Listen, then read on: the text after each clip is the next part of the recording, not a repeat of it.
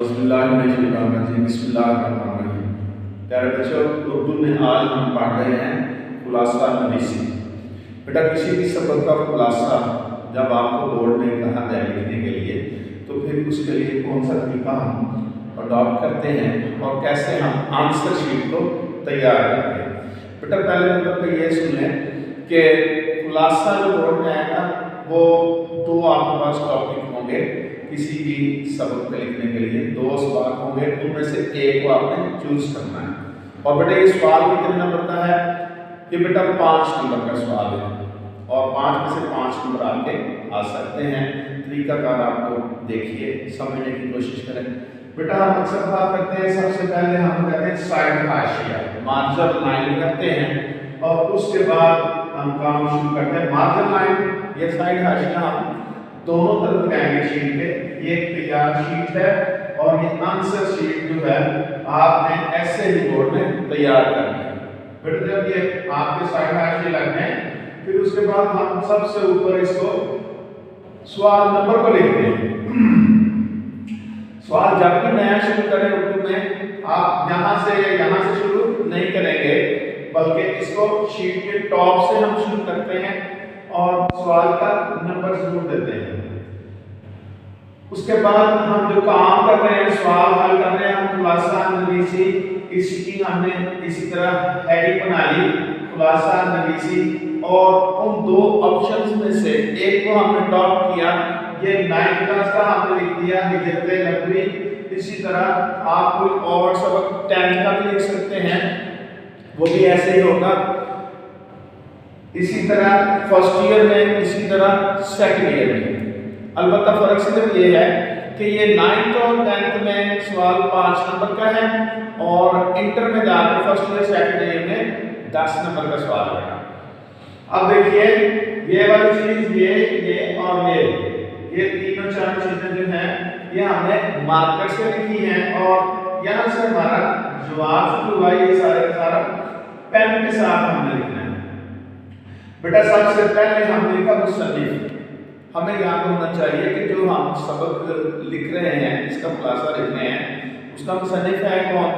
मुसन्निफ लिखिए और आगे इस तरह दो डॉट्स ऊपर नीचे बना दीजिए।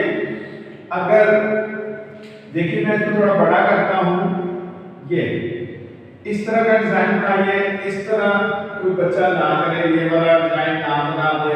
इसी तरह इस तरह कोई फूल वगैरह या इस तरह कर दे या इस तरह कर दे, तो बेटा ये सारे के सारे निशानात जो हैं वो गलत काउंट होंगे। आप बेटा इसी तरह का निशान बनाइए जो आपको सिखाया गया है। मेरा बेटा, आप देखिए, हमने इसका नाम से याद किया हुआ था, हमने लिख दिया क्योंकि हिजरत नबवी का मौलाना शिबली नुमानी है और रहमतुल्लाह अलैह ऊपर इस तरह का साइन बना दिया। अब बेटा, हमने इसको पैराग्राफ में डिवाइड किया है खुलासे को।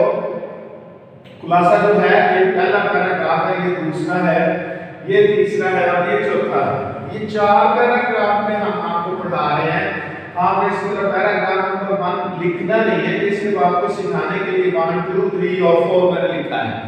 बेटा, ये पहला ग्राफ किसे कहते हैं? हमने बड़ी बात सीखा, इस मार्जिन लाइन से 1 या 1.5 इंच के फासले से ये पहली लाइन शुरू करना आपका पैराग्राफ कहलाता है। बेटा, ये पैराग्राफ कितनी लाइनों का होना चाहिए? ये 8 से 10 लाइनों का होना चाहिए।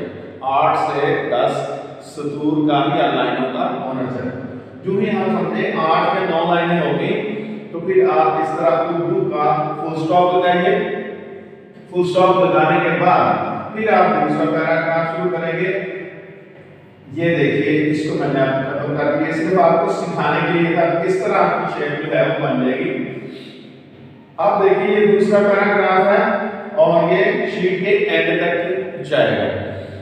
शीट के आखिर में जो एक लाइन है, ये 70 है, उसको बेटा आप छोड़ भी सकते हैं। क्यों?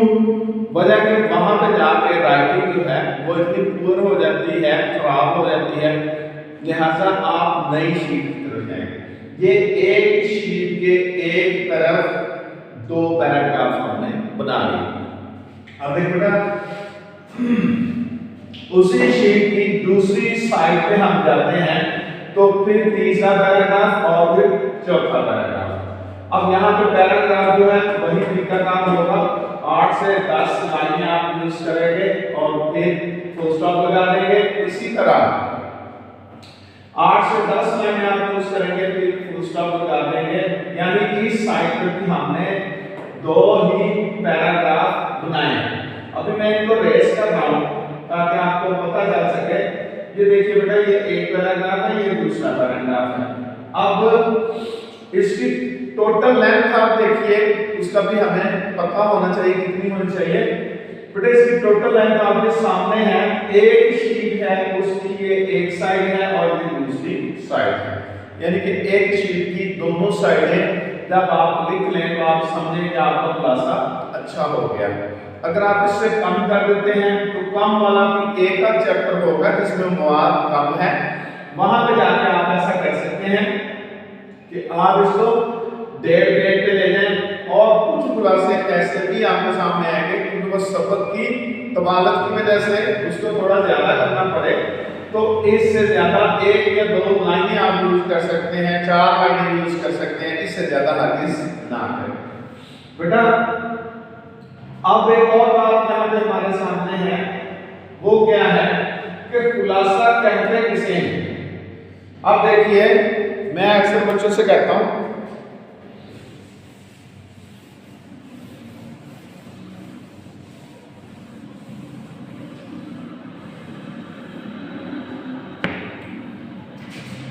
खुलासा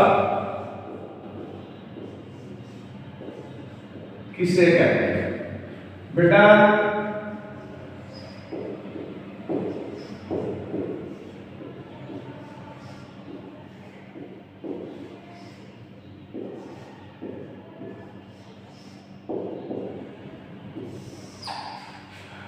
सबक की खास खास बातें खुलासा कहलाती हैं। सबक की खास खास बातें खुलासा कहलाती हैं। अब आप परेशान हो जाएं कि खास खास बातें हैं कौन सी, अब उनको भी तो समझना है। तो बेटा जब हम सबक को पढ़ते हैं, उसकी रीडिंग करते हैं, टीचर रीडिंग करवाता है और साथ साथ वो वर्ड्स भी नहीं लिखवाता है, साथ में मल्टीपल चॉइस लिखवाता है, साथ में ग्रामर समझाता है और साथ में आपके शॉर्ट क्वेश्चन बन देते हैं। तो इस तरह एक खुलासे की खास बातें कौन सी हो सकती है, मश्क में आने वाले सवाल का जो मश्क में आते हैं। इसके बाद आपने जो मल्टीपल चॉइस तैयार कर ली, मल्टीपल चॉइस जो आपने तैयार कर, मल्टीपल चॉइस को उर्दू में क्या कहते हैं, कसीर इंतहाबी, कसीर इंतहाबी। तो बेटा इसको इसको दोनों को जब हम जमा करते हैं तो फिर ये बन जाता है हमारा खुलासा। अब खुलासे के लिए एक खास तरतीब का होना जरूरी है।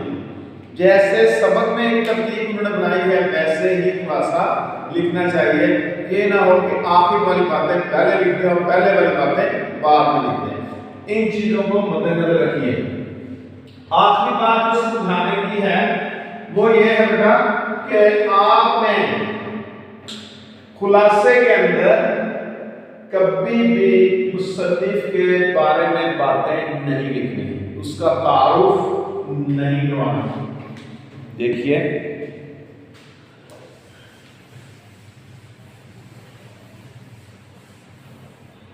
जिन चीजों से हमने गुरेज करना है, बचना है, वो ये है मुसन्निफ का तारुफ हरगिज़ न करवाएं, काम की खूबियां,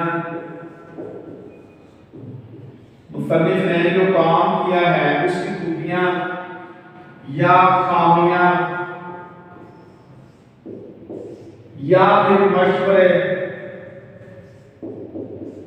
या फिर तबसरे, इन सब चीजों से आपने गुरेज करना है। कभी भी खुलासे के अंदर ना मुसन्निफ का तारुफ लिखेंगे, ना उसके काम की खूबियां लिखेंगे, ना उसकी खामियां लिखेंगे, ना उसको मशवरे देंगे, ना ही इस पे तबसरा करेंगे कि ये किस तरह का सबक है और इससे हमें क्या सबक हासिल होता है। इस तरह की बातें करने की गुंजाइश नहीं होती है, बल्कि जो सबक होता है उसी को ही मुख्तसर तौर पे हम लोग लिख देते हैं, तो वो हमारा क्या होता है, खुलासा बनता है।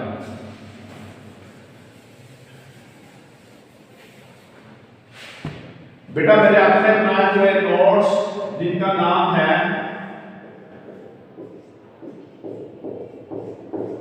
निखारे उर्दू, बेटा इन नोट्स को पढ़े देखें, इंशाल्लाह आपको वहां पे इसी तरह हर सबक का खुलासा बनाया मिलेगा, जिसमें खास खास बातें हमने डाली और उसके 4 पैराग्राफ भी हमने बनाए और बहुत अच्छे तरीके से निखारे उर्दू को तैयार किया गया है। बेटा इसी के साथ अपने टीचर एम ए रजा को इजाजत दीजिए। अल्लाह हाफिज।